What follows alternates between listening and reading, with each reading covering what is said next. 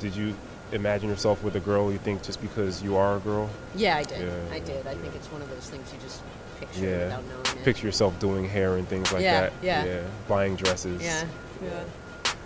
So now I'm trying to picture Little League and things like that. Mm-hmm. Maybe football. We'll Yeah, see. yeah. We'll see. So, what do you think makes you most nervous about having a boy?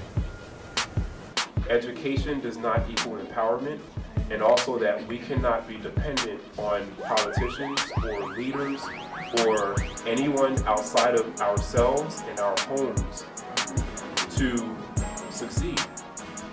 When I was around 30, I realized that I had been a lot of different places in the world and in life, and I had been afforded a lot of opportunities to be around some really successful people, some really great people, some really profound thought leaders in different fields. And I realized how fortunate I was, how blessed I was. All of those things that I did and things that I accomplished, they're great in isolation.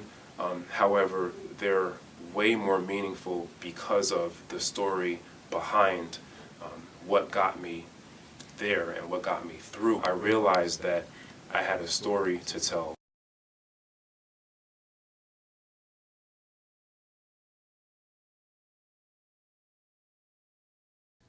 So I got an apartment, and it was then that I got pregnant with my daughter Annette, who, when she was about 13 months old, we went back to Barbados on vacation and took her. She got sick there and died in Barbados. So we had to bury her there and came back here. And somewhere along the line, I think that was the beginning of the drift. Even though I would say we had a happy marriage in those days, I think my husband couldn't accept the death of his daughter as well as I did. I couldn't put out any pictures around the house, and I had tapes with her first voice and her first dada and all of that, and he destroyed them all.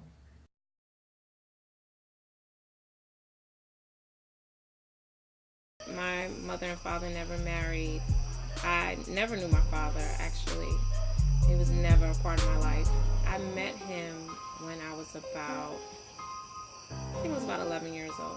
If there was a message that you could deliver to fathers who were willingly and voluntarily not in their child's lives, what would that be?